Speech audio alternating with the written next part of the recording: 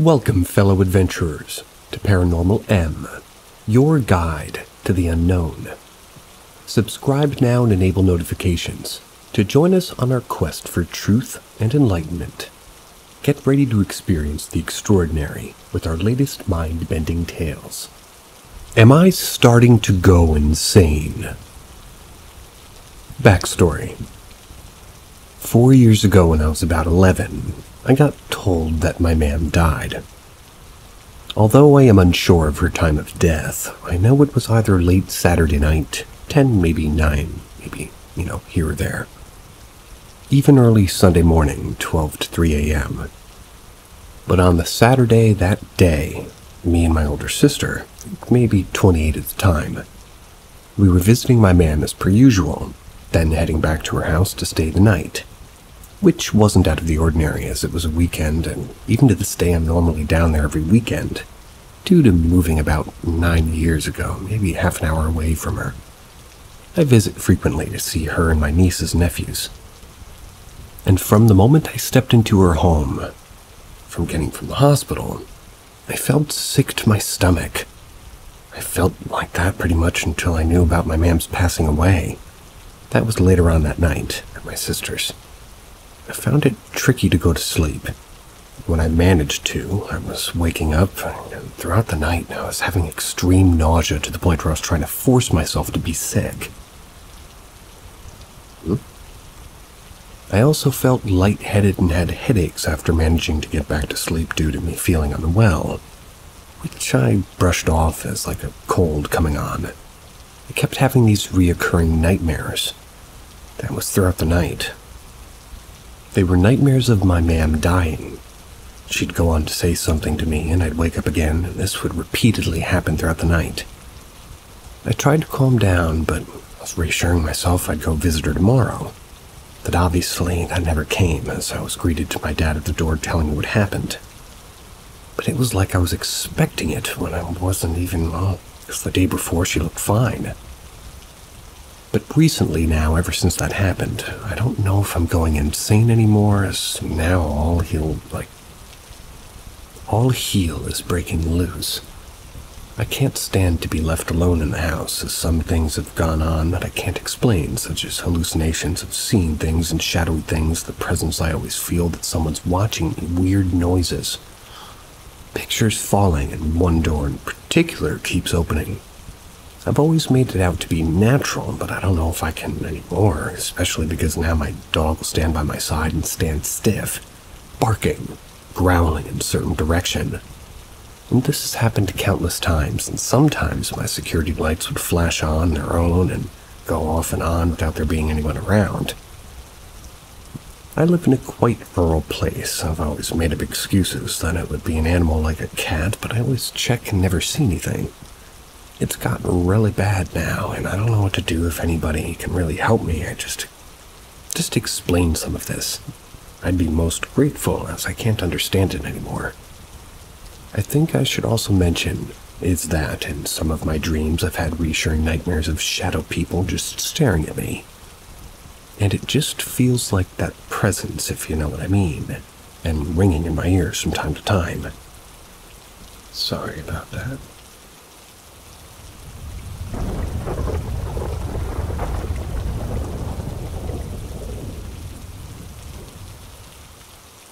It wasn't just me, right, sis? I'm currently 15. When I was around 7 or 8 years old, I had what me and my sister both believed to be a ghost sighting or experience. Now, it wasn't absolutely terrifying. It was more confusing. Me and my sister and my mom lived down a pretty secluded road. Our house was surrounded by trees. And if you passed out house and kept going, probably hours, within 5 minutes you'd reach our family graveyard. I actually loved living near the graveyard. If I felt lonely, I'd go sit on my great-grandpa's tombstone and just talk about stuff that happened recently. It made me feel like I wasn't alone. So the graveyard was a calming place for me. For my sister, it was nightmarish. She always hated going there, and it's understandable. It's a graveyard, not home. One day, my mom insisted my sister and I go outside to play. We didn't want to. After a few minutes, we agreed to walk to the graveyard, only because there was a beautiful river down a trail behind it. As we were walking, we kept hearing twigs snap and what sounded like a few coughs. We stopped for a moment before facing the huge hill you had to go up to reach the graveyard. We looked around, then up the hill, and saw no sign of anybody. We brushed it off, started walking up the hill. About halfway up, we heard a very clear cough from directly in front of us. We looked up the hill, and about 6 or 7 feet in front of us was a man. Don't know how tall, but he looked quite pale, never blinked, never moved. Just stared at us. The second my sister saw him, she fell backwards while screaming and running back to the house, leaving me alone as I just continued to stare at him. He was wearing a suit, a brown suit, a black, slightly beaten-up briefcase in his right hand, an old-style watch on his left wrist, round glasses, a black fedora, and black business shoes. He looked familiar, but I couldn't tell where I'd seen him from. So I said, "Hi, you look familiar." His voice contorted for a moment before a small smile rested on his face. In due time, he said lightly. I heard my mother screaming as I heard her rapid footsteps. I looked down the hill to see her looking around frantically before she saw me and relaxed. I turned back and the man was gone. "Bye," I mumbled before following my mom home. About a month later, me and my sister went to visit our great-grandma. She was our favorite family member. She was always cooking and making sure you were happy. While I was sitting in the living room, I looked around at the pictures and my heart stopped. I saw a picture of the man in the same outfit with an arm around my great-grandma's shoulders. They both seemed to be laughing. "Nanny, who is that?" She smiled and said, "That, my dear, is your great-uncle, my brother. He passed away in a car wreck a year or so ago." I couldn't believe my ears. I immediately told my great-grandma the story and she smiled. "In due time, indeed." She then hugged me and said, "Be joyful, he let you see him." My family has a weird quirk where, well, when we were kids and a family member who passed away was quite connected to us, we see them sometimes. He can talk to them and sometimes talk back. That's why I still visit the graveyard. My great-grandpa let me see him because he died when I was 2. But I was, as he put it, the reason he smiled every day. I like it.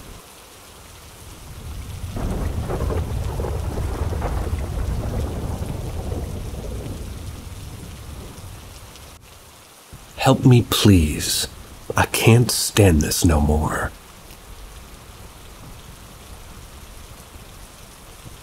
My name is Andres. I'm 22 and I've lived in this house since I was born. And that's my problem. This house has exactly the things that live here with us. More exactly. I have memories of strange things happening here since I was a little kid. The typical haunted house stuff, I guess. Chairs moving, creepy noises in the walls. Back then, I used to live with fear. Everyone in my family knew something was wrong, but they pretended nothing happened, so as to not scare me. Time passed, and while I grew up, my family knew they couldn't hide it anymore. That's how at age 14 I learned that the former owner of the property, Monica J., she committed suicide in the apartment 4. It's 4 blocks away from my house. My parents explained to me that although the police called it a suicide, a lot of mysteries were left unsolved in the case. Maybe that's why the house was haunted. I believe that too. My parents are strong Catholics. There even are members of a religious movement called Opus Dei. Spelled D-E-I. Not that one. So, one day they called a priest to bless the house. They even arranged a mass for Monica's soul. After that, nobody should talk about the haunting again.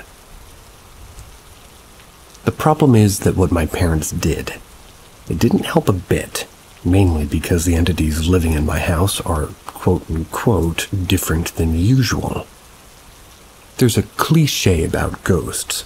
People think ghosts hide and only appear sometimes. People think that ghosts play some sort of peekaboo game with you. And how wrong they are. In my house, you can feel how your vision gets blurry when one of the things pass in front of you, and in the night, you can see them as shadows crawling in the darkness.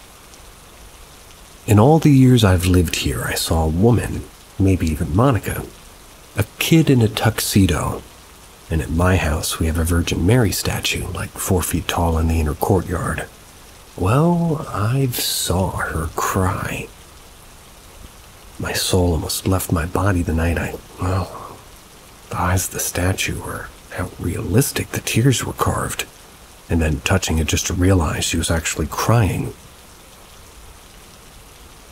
After all these years, me and my family got used to it. Everyone knows something's wrong, but those things don't bother us that much as we've learned to live with them. Because all I've experienced nowadays, nothing really scares me. Except for one specific entity, and he is the real reason of this post. That thing terrifies me in a way you can't imagine.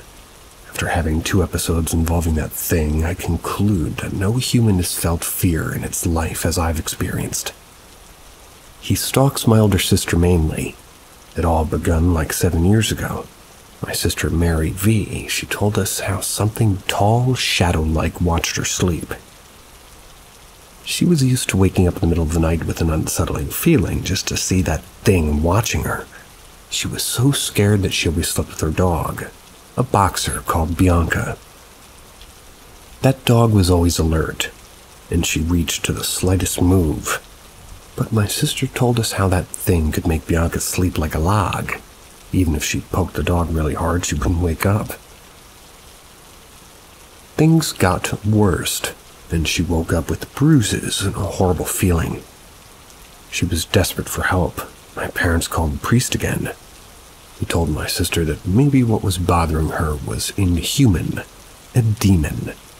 He gave us holy water and exorcised salt to put on my sister's bedroom. Also, he suggested to put some saint statues on my sister's room.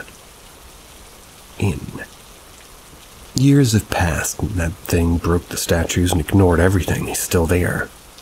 The priest came again to tell us my sister was experiencing an infestation, and only faith would help us. I'm not a Catholic person myself, and I don't think that'll help. I'm writing this because I've recently been attacked again. I've only experienced what that thing can do once before, and I don't want to feel it anymore. I'll try my best to describe what it's like. The first time I felt them was when I was 16 or so. I was home alone reading Harry Potter. I was in my room and out of nowhere, I started to feel bad. An unsettling feeling hit me like a truck, as if something really bad was about to happen. It was 4 p.m., so the light entered through my window. It was a cloudy day. I stopped reading and I couldn't ignore that feeling anymore. Then I just started to feel really bad physically.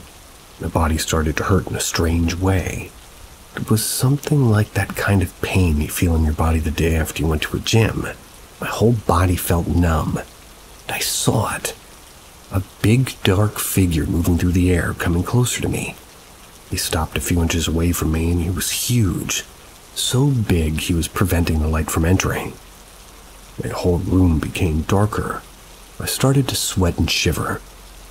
I didn't know what to do, and suddenly he talked to me. Don't get me wrong, not like a voice, but inside my head, as if he could enter my mind. He just insulted me with the worst things you can imagine. He told me horrible things. I just covered my ears and begged for him to leave. After 1 minute, he just left me alone. As soon as he disappeared, I felt horrible. I couldn't breathe, and I was covered in sweat. That numbness in my body is still there, but the worst thing was, I felt invaded and used. Don't get me wrong, but maybe I can compare it to what people feel like when they experience some sort of sexual abuse. I felt hopeless. My despair was so strong I started crying helplessly. An hour or so passed and my mother arrived. I told her everything and even begged her to get me checked at the doctor because I really thought I had schizophrenia or something. The results came and luckily I was normal. But that meant that what I experienced was real too. I've encountered that thing recently once more, and believe me, I don't want that thing here with us anymore. This is my desperate cry for help. No priest helped us. Does somebody know how to get rid of that? Has someone experienced something like this? Help.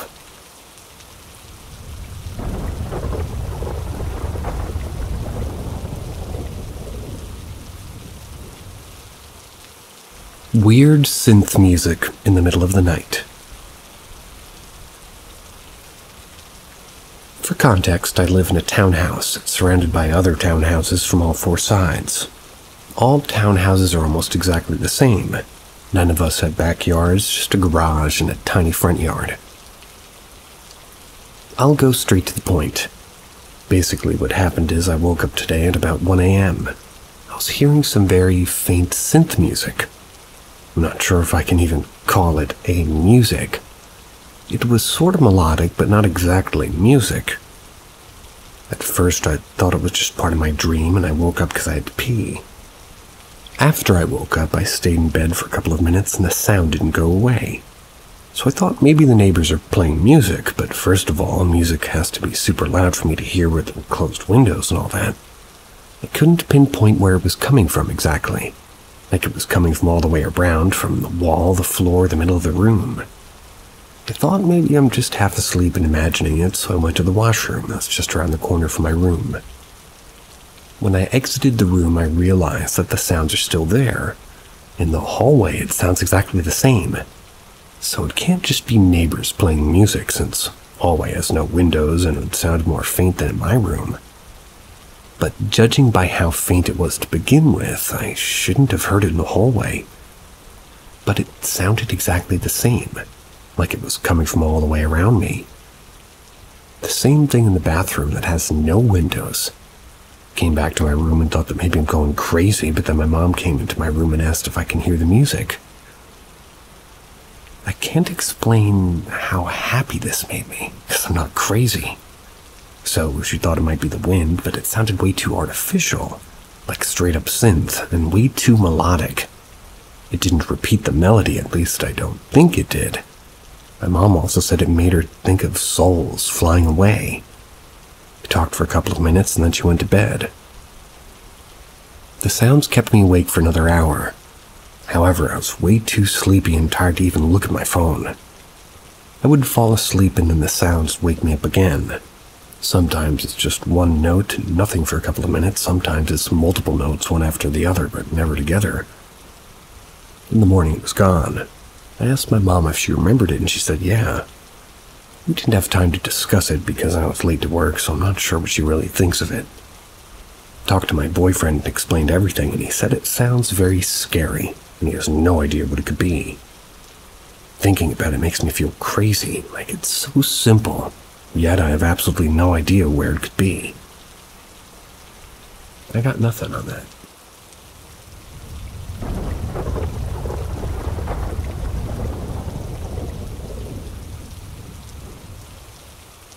A weird thing happened last night. I don't know if this was necessarily paranormal or sleep paralysis or whatever, but I feel like I have to share. In case anybody knows if there's a deeper meaning. This happened last night. First, I couldn't sleep. I was laying wide awake scrolling on TikTok when a tarot reader came up and it resonated a lot with me. So I began watching a longer version of it. After a while, I suddenly felt extremely uneasy, so I decided to try to sleep. The second the clock hit 3 a.m., a lightning of terror shot throughout my body, head to toe. Felt like something entered my body. As soon as that thing had traveled from my feet, my whole room creaked and the house was kind of settling kind of away. It then sounded like small knocks, almost like footsteps in my room. As a way of trying to calm myself down, I once again used my phone and put on some ASMR. After some time passed, the temperature in the room noticeably dropped. I went from sweating to freezing. I then tried to sleep again. I was laying on my stomach and my thoughts wandered away and the name Adam was spoken over and over. And then suddenly, it just said Eve. And once that name entered my mind, it felt like someone was pushing my head down toward my pillow, my body toward the mattress. I felt a pulsating feeling at the back of my head and I heard this banging of metal being hit on metal over and over, and a voice in my head just kept saying, Eve, Eve, Eve. And by the way, my name in italic, is healing. I then tried to open my eyes and I couldn't move. I knew it could be sleep paralysis, so I tried to wiggle my toes and fingers to snap out of it. But when I did and started trying to sit up, I was almost jolted back into that state of hearing banging and someone pushing me down. Eventually, I got out of it and couldn't really sleep anymore because I was so terrified. The way I was pushed down felt almost like a magnet pulling me to the ground. I don't know what happened. It's probably nothing. It's just a few days ago I dreamt that I was being chased by a demon. I'm not gonna lie. I'm not excited to go to sleep tonight. I kinda am.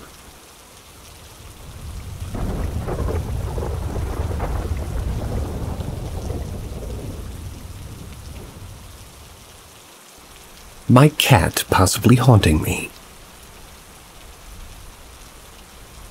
So I'll start by saying my fiancé and I have been watching a ton of paranormal videos on YouTube. My son said he heard tapping on his window on Christmas Eve night. I thought nothing of it because I assumed it was my fiancé. My fiancé said it wasn't him. My son is 5, so it's possible he was just making it up, but my fiancé had an experience last night. He woke me up. I fell asleep on the couch next to him as he was working late. He said he heard what he thought was the screen door closing, then looked over and actually saw it move. He walked outside and nothing was there. He then noticed shortly after that he had 2 scratches in his chest. I was extremely freaked out considering all the stuff we've been watching lately. We just moved into this house about 3 months ago. Nothing's happened before except for the door leading to the garage opening randomly when it's been locked. Again, I didn't think anything of it until now. The anniversary of my cat's death just passed. He died a year ago. We were in a different place when he died, but his ashes sit in a counter in our living room. My fiancé recently moved the ashes to underneath the Christmas tree. My thinking is, if it was our cat, it wouldn't have been scratching him. Only evil spirits cause harm, right? Depends on what level.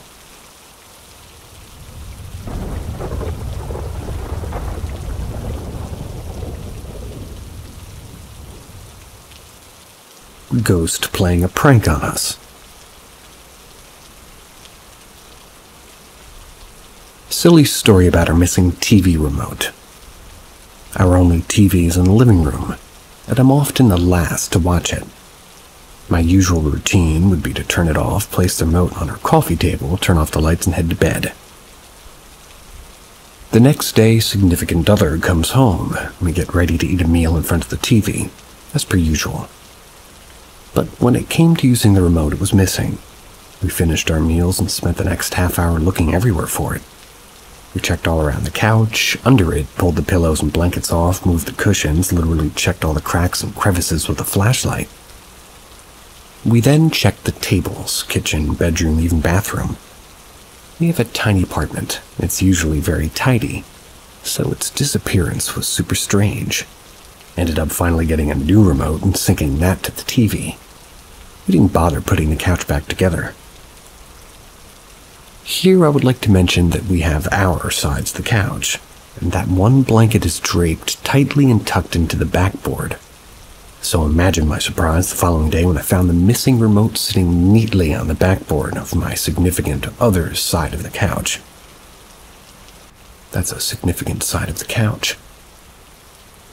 It would have been under the blanket since we removed it the day before. We were super confused because we took the couch apart. It was the one place we checked thoroughly, and yet it was just sitting there on that significant other side.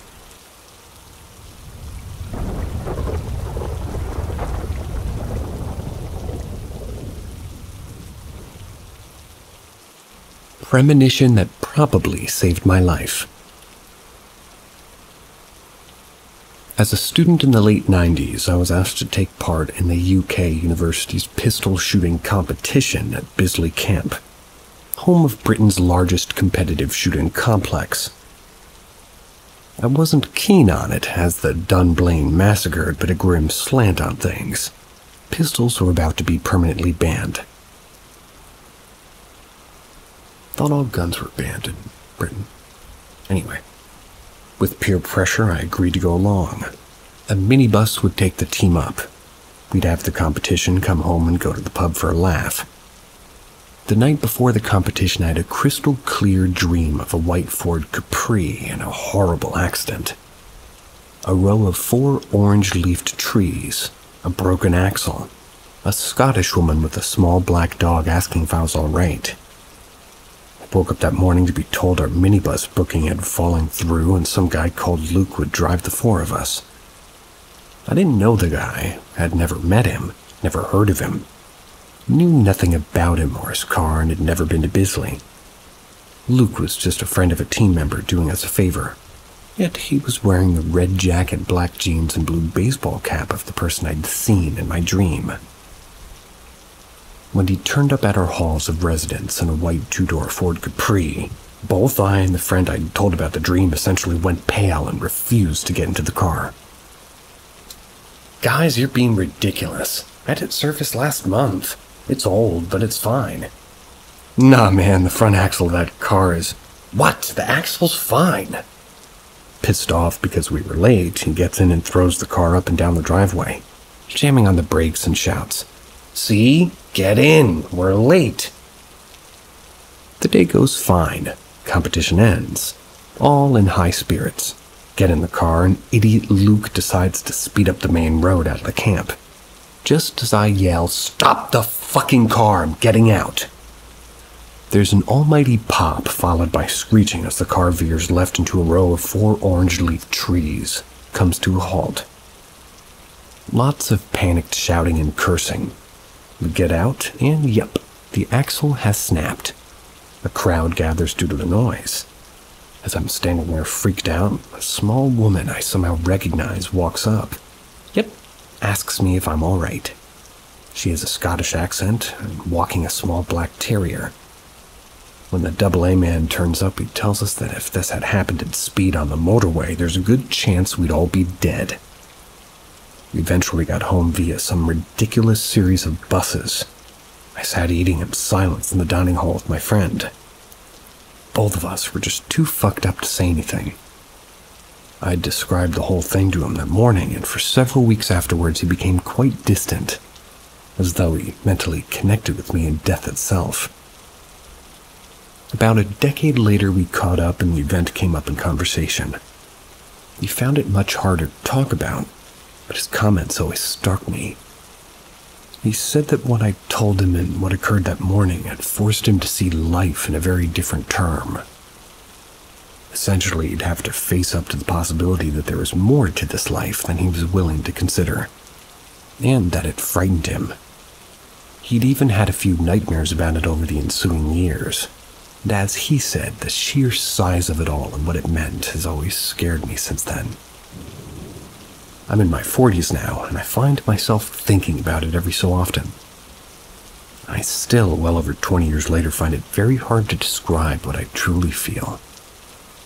I just know that this life and this death are far larger than we can ever comprehend. To finish it all, a couple of years ago, I had to sit in the backseat of my brother's 2-door car on a quick journey. For the first time in my life, I had what I now know is a panic attack. Clearly linked to what I've just described. It was horrific, and I will never sit in one of those ever again. Even thinking about it makes me slightly nauseous. This stuff is buried very deep in our consciousness. Trust your dreams. And I'm going to tag on to that sometimes consider your dreams.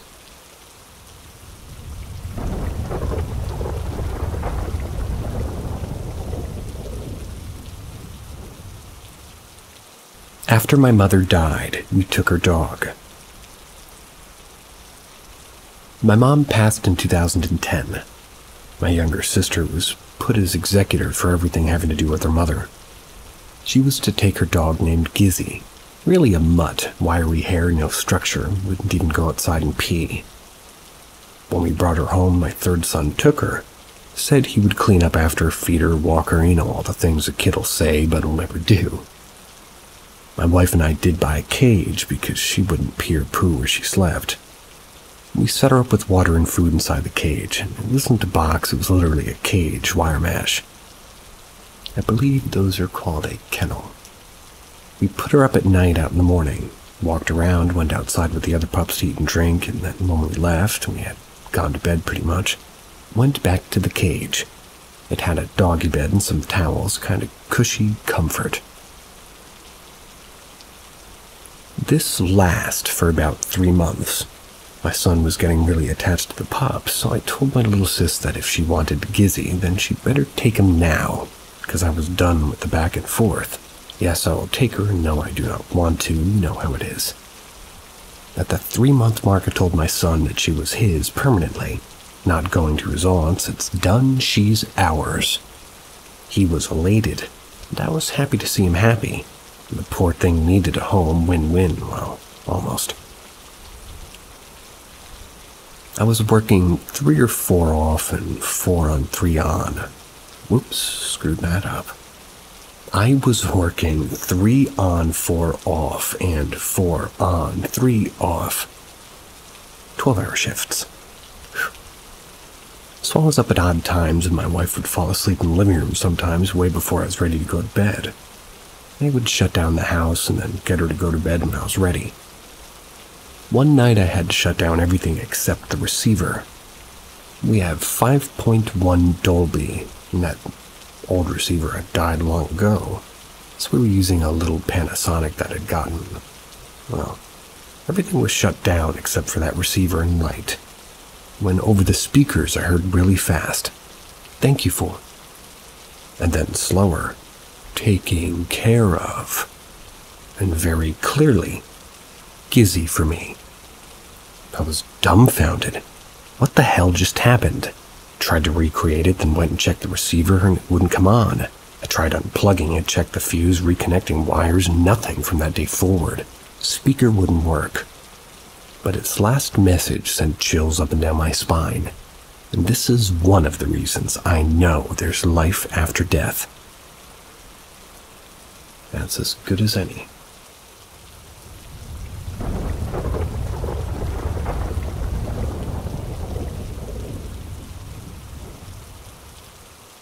The scariest thing I've experienced. When I was a kid, for a long time, my family and I lived in an apartment building in Chicago. In this building, we experienced many paranormal things that felt evil. One of the experiences I had, I wanted to share with you all. Describing the scenery. To get into this apartment building, you had to enter through a gate. After entering the gate, you would just follow the cemented path, which was probably going to take you 5 seconds to get to some stairs. Going up the stairs, you would see windows to the first floor apartment straight ahead. Looking to the right, there would be a door that would allow you to enter the apartment complex. Now, entering through this door would take you to an extremely small room with 2 doors. The door to the left will take you into the first floor apartment. The door to the right would take you to the apartment that I lived in, the 2nd floor. As you enter through the door to the right, it would lead to almost a spiral staircase. After reaching the top of the stairs, you would yet again reach another door, which would actually take you fully inside the 2nd floor apartment. Opening that door, you would immediately see the living room. Incident. One afternoon, I was home alone watching anime in the living room. I was maybe 15 when this happened. I remember hearing somebody opening up the 1st floor door to get into the building, and the 2nd door to get into the 2nd apartment. I began to hear somebody walk up the stairs.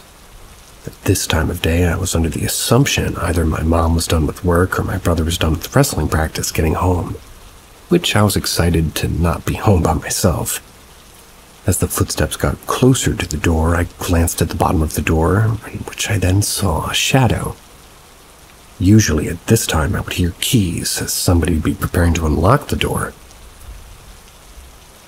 In this incident I didn't. I just saw a shadow underneath. I started to hear slow scratches starting from the top of the door to the bottom. I honestly thought my brother was maybe just being an idiot and playing a prank on me. So I let it be and continued watching TV. As I was watching TV, I noticed the scratching continued on the door. It was getting more intense and intense. The shadow of somebody was still present under the door. At this point, I was pretty annoyed because I was like, dude, I'm trying to watch TV. Quit playing games with me. So I got up from the couch and went to the door and slammed it open. As I slammed it open, I looked around and didn't see my mom nor brother. So then I thought, this idiot is behind the door. So I checked behind the door and my brother wasn't there. I did see scratch marks on the door though. My heart started racing and I ran down the stairs and ran out of my apartment. Called my brother up and he was still at the wrestling practice.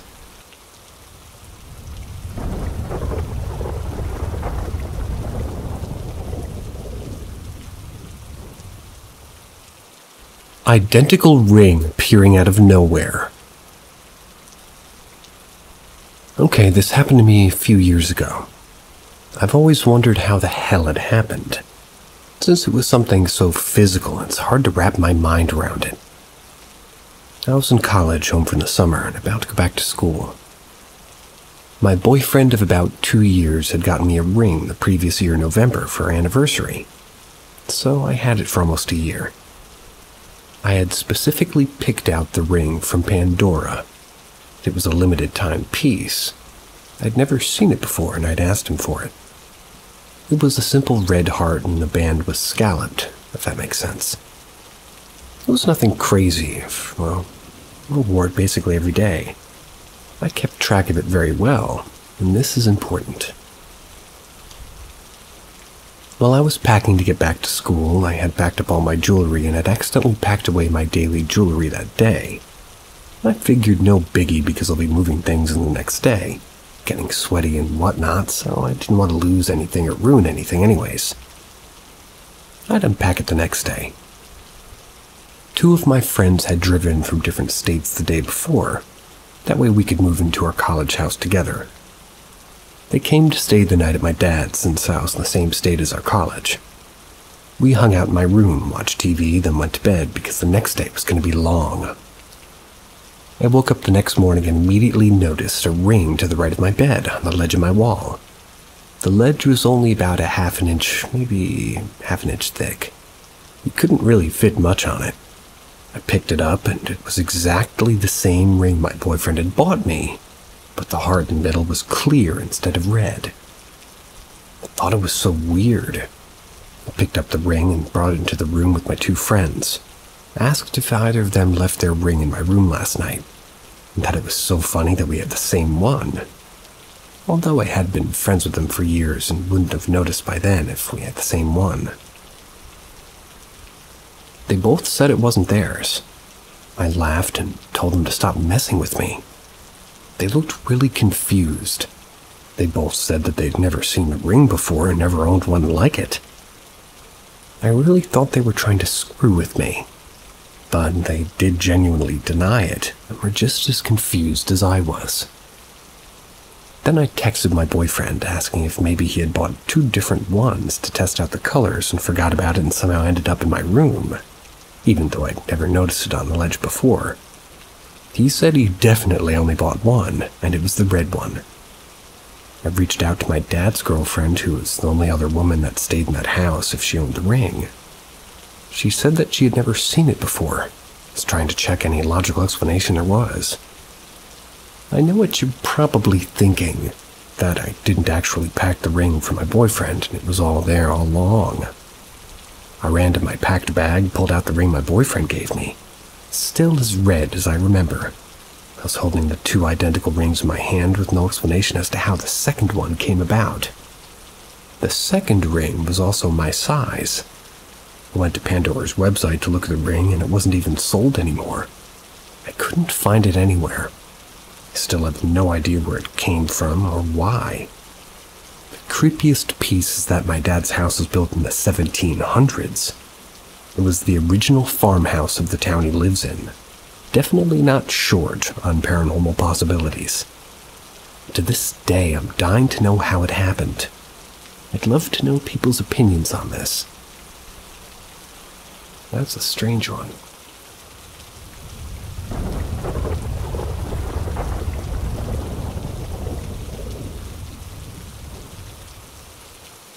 The Spirit in the Attic. It was a hot summer night, and I couldn't sleep due to the oppressive heat. As I tossed and turned in my bed, I suddenly heard a faint knock coming from the ceiling above me. Thinking it was just the old pipes in the house making noise, I tried to ignore it and go back to sleep. But the knocking persisted, kept growing louder and more insistent with each passing minute. Eventually, I couldn't take it any longer, decided to investigate. I slowly made my way to the attic, my heart pounding in my chest. As I reached the top of the stairs, I was greeted by a ghostly figure hovering in the corner of the room. It had a translucent, ethereal quality to it, and its eyes seemed to glow with an otherworldly light. I was frozen with fear, unable to move or speak. The spirit seemed to be trying to communicate with me, but I couldn't understand what it was saying. Suddenly, it vanished before my eyes, leaving me alone in the dark attic. I fled back to my bedroom, my mind racing with questions. Who was this spirit, and why is it trying to communicate with me? Couldn't shake the feeling that it had a message that it needed to impart, but I may never know what it was. That night I learned that the paranormal was real, and that there are forces beyond our understanding at work in the world. The spirit in the attic will stay with me forever. A reminder that there is so much more to the universe than we can see or comprehend.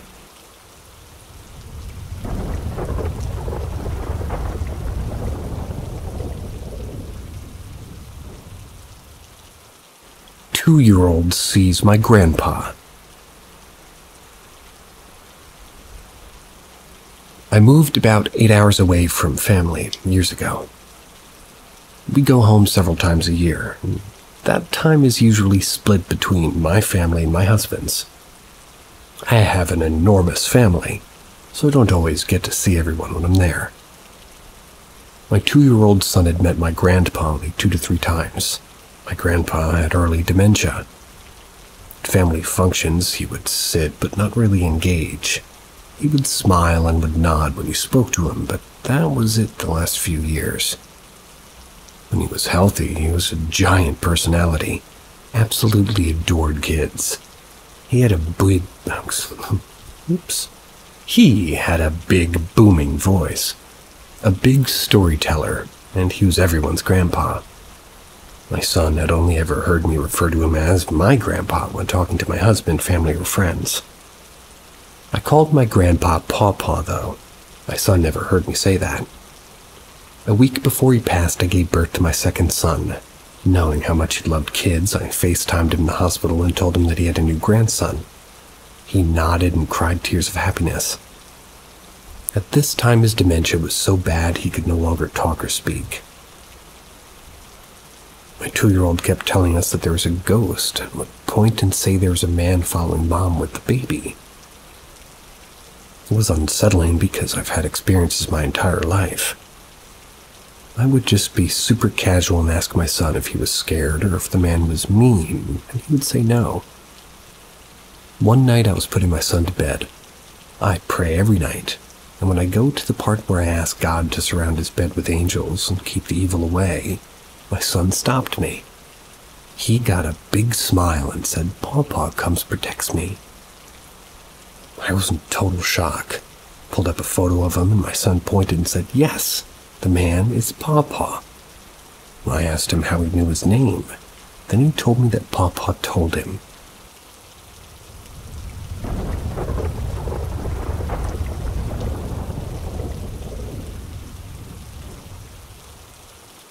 Trapped in the crawl space.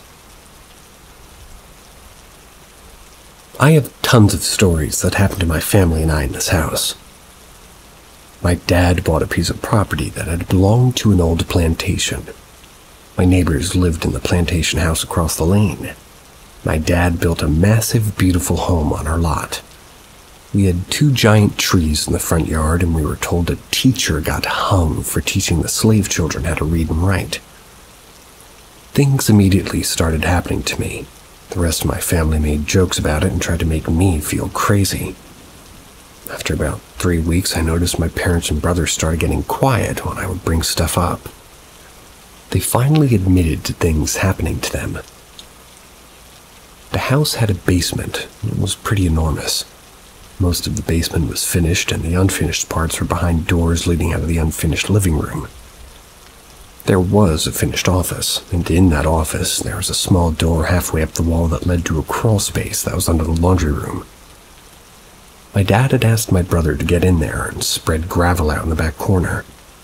We had lived there for several years. My brother and I were both in high school. My brother randomly comes running into my room, which is 3 stories away from the crawl space.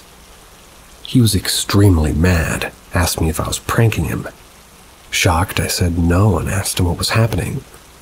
He told me every time he got to the far back corner, he would hear a woman giggle from the office. She would stick her hand in and hit the switch for the lights.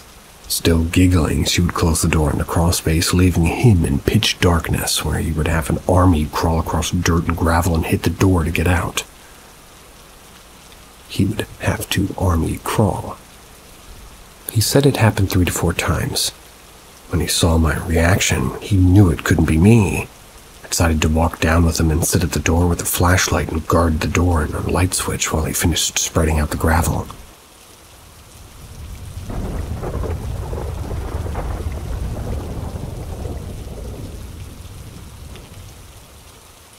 Visit from a friend who passed away via dream.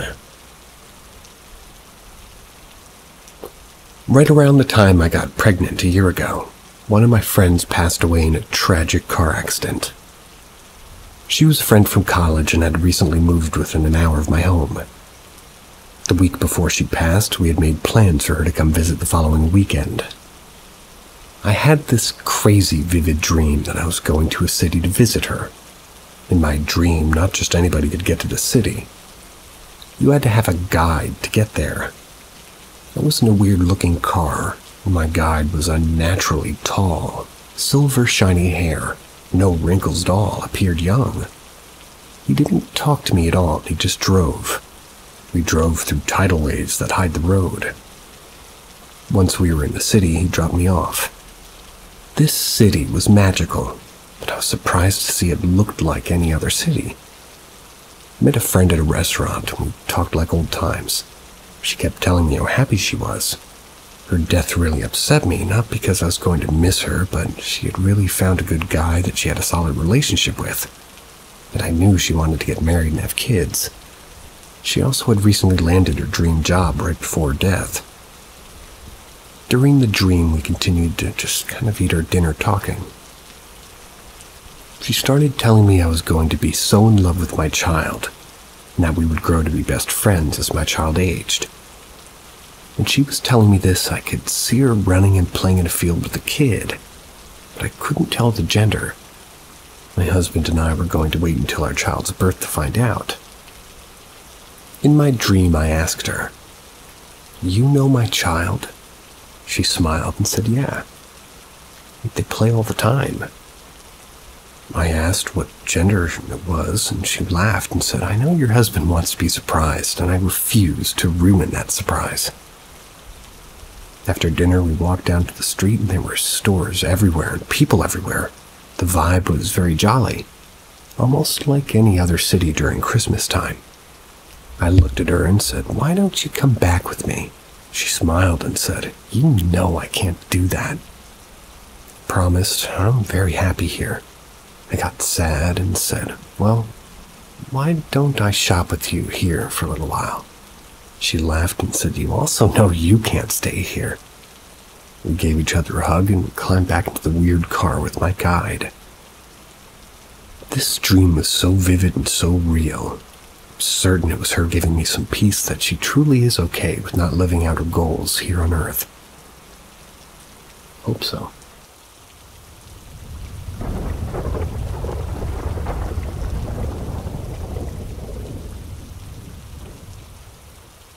Little brother knew his past life at 4 years old. So when my younger brother was around 4 years old, I was 6. My mom told me this story later on when I actually developed consciousness. Not conscious at 6, huh? He was very into normal young boy stuff, trucks, swords, monsters. But he had no knowledge of anything truly violent, like war. There was no way for him to know. But one night when my mom was talking to him before bed, he randomly told her that he remembered jumping out of a plane. He said that he was the last one to jump, and that he had stuff strapped to his chest, probably a parachute or bombs. I don't effing know. He went on to describe in perfect detail a World War II U.S. military uniform, and that him and other men had to jump to save something. He described it right down to the appearance of the plane, the color, and even the style of the boots that he wore. He didn't say much else and went to sleep. And like I mentioned before, he had no possibility or way of even knowing what a war was, let alone the soldiers' uniforms. We didn't get phones or internet access until we were much older, and surely don't teach that stuff after the ABCs in preschool. Freaked my mom out pretty bad, and it's kind of crazy looking back. Says he doesn't remember it at all now. Side note, my Mimi, grandmother, insists that me and my brother have some sort of psychic abilities that were passed down from her, and I'm not too sure. Nevertheless, pretty spooky stuff.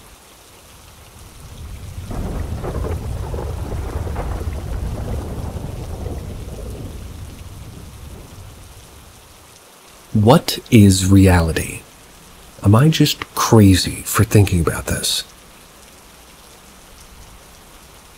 Let's find out. Okay, so I've talked to many people about this, and many people have had similar experiences. When they were a child, they felt like this world was more like a playground. My first memory regarding this was at 8.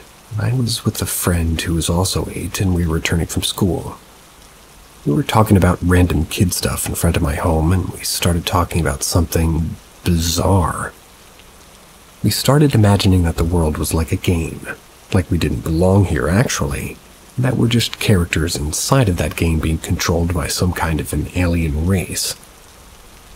This thing has always stuck with me for some reason. I've had other thoughts about that world, not just thoughts, but, well, very vivid daydreams about a world that's falling apart. And that same alien species, in order to extend their time, they would just use their technology to recreate their existence in other universes. Simulating them, pretty much. In a way that the game Soma does it with their ARC project. And these thoughts were quite before Soma and games of that scope, PS1 era of gaming back then. Now also one of the stories from that same friend. He spoke about encountering weird anomalies when approaching TVs when he was little. Pretty much at the age of 8 to 10, he would sometimes feel the pulse of the TV, and once it hit him so hard he fell over. He was dazed and confused. I don't know, like once I remember he said that he could feel the surge of electricity. Another friend, when she was a little person, imagined that she wasn't inside of her body, and that everyone around her and her were the tall people, and not really people. Also, I know kids have a strong imagination, but not that well-defined sense of death and the concept of something abstract like death. Some would say what I felt because my brain was scared of death, so it made up these crazy stories. But I was an 8-year-old back then. I didn't think about dying. It's weird. And also, when you look at the quantum level of this universe, things start getting really freaky. So freaky that during my quantum physics classes in the uni, the professor would talk about how many quantum physicists would have formed a cult around it. If there were no other physicists that are in different fields to wake them up from that idea. I mean, there are particles that appear and disappear, change states and go through matter, go through us but never interact with matter including us. I always imagined said particles to be the way that the Matrix scans everything this way, using these very small and weird particles. Weird world.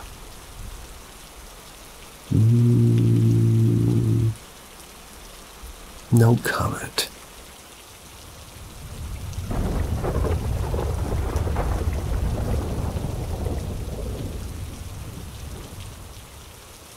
I saw something interesting on Christmas Eve. I'll make this as brief as I can.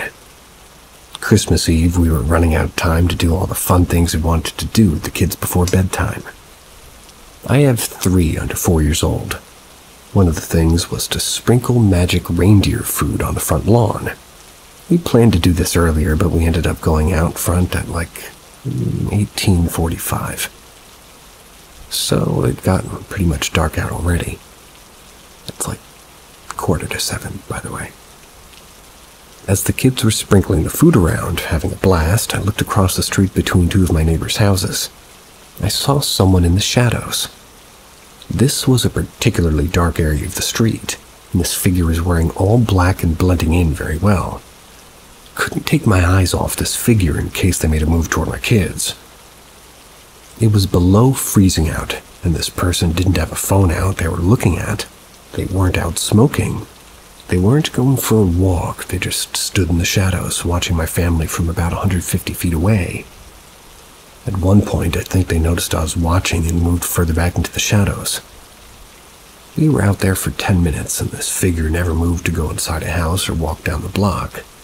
On another night, I may have gone to talk to the person, but not on Christmas Eve when we still had 100 other things to do.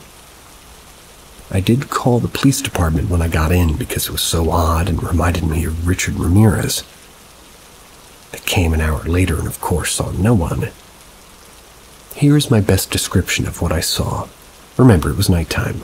This person's about 150 feet away, and it's in the shadows. Roughly 5'7", slim, dressed in all black, but I couldn't tell what kind of clothes. Maybe a black hoodie and matching pants. I didn't see any shoes. The face was the weirdest part because I couldn't make out any features. Just a sort of pale oval. Best way I can describe it was Slender Man, but shorter and a little thicker. After the kids were done, I passed the baby in my arms to my wife so they could go in first. I could watch and make sure this person didn't try to follow us. I told her to go first because of a creeper. She looked in the direction I was, but didn't see anything herself. I would have gone and looked.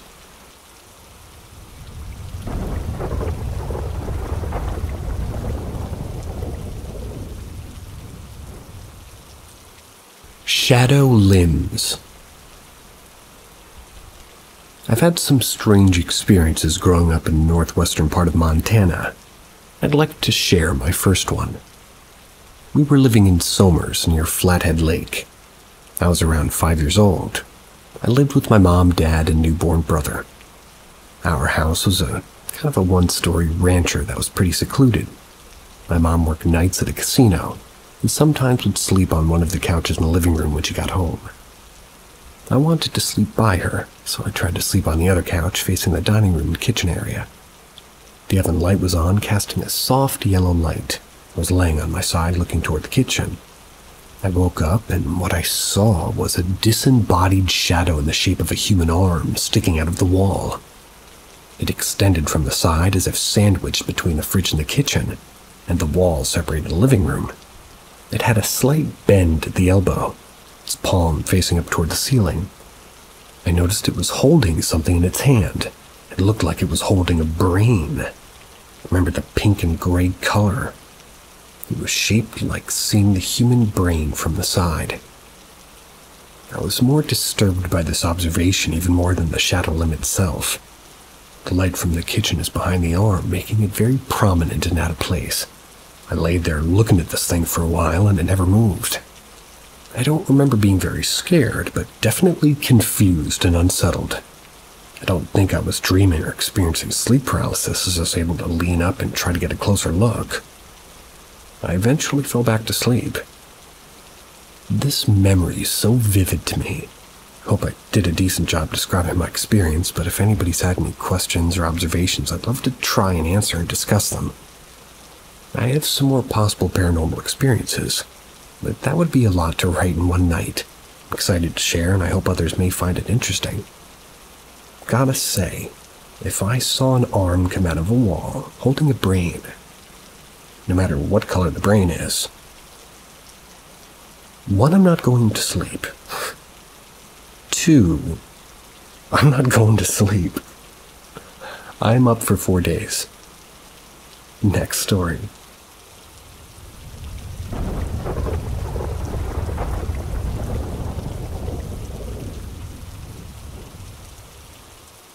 Native grandma's encounter with a giant owl. My grandma recently passed. Wanted to share a story that she used to pretty much tell all of us. Now, some of the supernatural or paranormal stories weren't really that scary. More mythical, like the stories both her and my dad would tell of little people called minipeds, or little people. The name might be rough spelling, as it was like or rather, it's in the language of Kiowa or Tanoan. Kiowa Tanoan. And I don't know the spelling of it, but that's how it sounded in English. But there's one story she'd always tell where we drove around the old road. It was around Mount Scott and Lake Lawtonka, near Medicine Park in Oklahoma. In the late 1960s, before my dad had my uncle, about 5 years, she lived close to the tribe in Carnegie, but still lived closer to Medicine Park. Usually she would go to Carnegie during the week for groceries, as she'd work nights at her job during the weekend. But on the odd occasion she'd go to Medicine Park to get whatever groceries she needed that weekend. She either forgot or didn't get enough of. The reason she did is because there were no stores in Carnegie that were open late, or rather stores. But there was one in Medicine Park. She then told us that the mountain we drove around was scared, or I'm screwing up all over the place on this one, was sacred to the tribe. We promised that no road would be built there by the government in the 1900s, but of course they built some there anyways, so when driving you could get a good view of the mountain and the lake closer. Because of this, it is now haunted by a spirit that's aggressive if you drive at night. Now, a lot can agree that native creatures and supernatural stories were just made up, but this was the first real event that made her believe more than what she thought was real regarding native ghost stories. This particular night, the clouds covered the moon and stars, so it was darker than usual. It didn't bother me so much that you can see the road, and I'll be damned if I'm wasting gas to go to Carnegie. But around halfway through the trip, her car stopped, just turned off by itself. Thought it was weird, but probably just something wrong with the car. She went to turn it on and nothing. So she tried a second time. Immediately after attempting to start a second time, she said she heard something whoosh above the car. Then she started it a third time and it worked. But in a span of about 4 seconds, she said she saw a large black figure in the middle of the road, not 6 feet away from the car. When she noticed, she saw it reacting to the light shining as it quickly turned its head and showed its big glowing eyes. It then flew up into the air, never to be seen again. She just called it the owl, but me and my brother liked the name Owlman better. Kind of a joke, as we're obsessed with the silly cryptids like Frogman. But the reason she claims this was a significant encounter was because owls in our tribe are taboo. They're said to be bad omens. If you see one, it means someone close to you is going to die very soon. About a year after is when my dad was less than a year old, or about a year after when my dad was less than a year old, okay, they found out my grandpa had cancer. It would be a little over a decade before he died from it, but the owl and the bad news were not coincidental. Now, do I believe it? Yes, I do.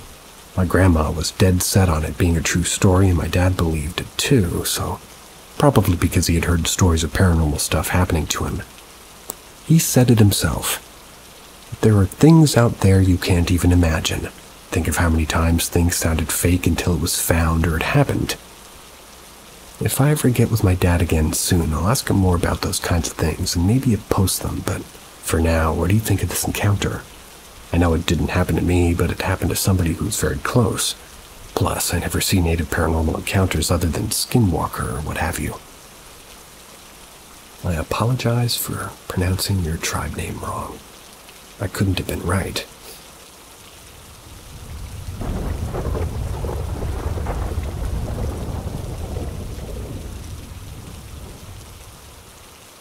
Father's native great-aunt is a shapeshifter. So first, I do want to say that native families are a bit confusing, at least in my tribe. They never really had words for cousins or cousins from another family or stepfathers and such. Just brother, sister, father, mother, grandmother, grandfather. Those kinds of things are super simple, so the use of aunts, uncles, and cousins are really only now being used. Even though you can have multiple mothers, fathers, grandmothers, and grandfathers, because again, no real words for stepfamily, so they just call each other mother or father. For example, I have 3 grandmothers. They're all 3 sisters by blood, and only one is my direct grandmother. If you're still confused, I kinda still am too, but hey, it is what it is. Anyways, back to what you actually care about, the shapeshifter. Before my father left Oklahoma, he'd lived with his mom and father and occasionally with his other family in Carnegie. It was either the family in the town or outside of the woods. Very few times he'd be with his family outside the town and would usually refuse to want to go. Quote, "It was a couple of cabin houses and it sucked having to stay there," end quote, he told me. But being so young, he'd usually have no say. His great-aunt and cousins lived there from his mother's side. The great-aunt was very old, being about 76 at the time. She only got up and was about to cook and clean and use the restroom and go to bed. Even then, she'd have trouble using a cane to get around. She was also obese, which didn't help with her age and moving around. She'd spend most of her free time sitting down knitting or making quilts. One night, my dad asked her if he could go out into the woods to walk around, but because it was so late, she didn't let him. He asked her why, and she said there are wild animals and spirits in the woods that could hurt him after dark. My dad wasn't too convinced at the time, as he'd never believed any native legends or supernatural things, so we just figured she didn't want him to get attacked by a wild animal. Fair. This was before his encounter with small people, which I did post here about a while ago. His cousins had overheard what was going on, and the older ones, who were grandkids, said that she was very, very serious about the matter. They shared stories of creepy things happening in the woods after dark, and even during the day. They told him that even if he ever went into the woods alone during the day, to stay alert, because spirits there can cause you to get lost, and to go home if you hear silence in the woods. Nature knows when something unnatural or supernatural is around, so all the animals and even the wind in the trees will go silent. They told him that animals in the woods aren't always animals and are in fact people, unable to become human again. After telling him that they let it slip about the aunt being a shapeshifter, she didn't deny it and said it to be true, but rarely became one because she never needed to anymore. Not convinced, my dad and his cousins asked her to prove it. She agreed to and said that she'd show him in the morning. Morning came, and of course, they again pressured her to show them. She agreed and made everybody leave the cabin. She told them to wait out there for 1 minute. Go to the other cabin, she'll be there. So they left and stood between cabins for a minute. While they waited, my dad said he saw like a rat about as big as an eggplant run across a small field between the cabins. After he saw it go into the cabin, he ran in and saw his aunt sitting in the chair, chuckling and clasping her hands. His other cousin, who didn't see the rat and also weren't her grandchildren, still didn't believe her, asked if she could do it again, and she did. She told them the same thing to stand outside for a minute, come to the other cabin. So they did. When my dad saw the rat, he pointed it out and everybody saw it go to the other cabin, heading back to the cabin. She said she would be, and she was there. In the chair, she was chuckling. Maybe she was pulling their legs, but she claimed there was absolutely no way she could have gone from one cabin to the other without being seen.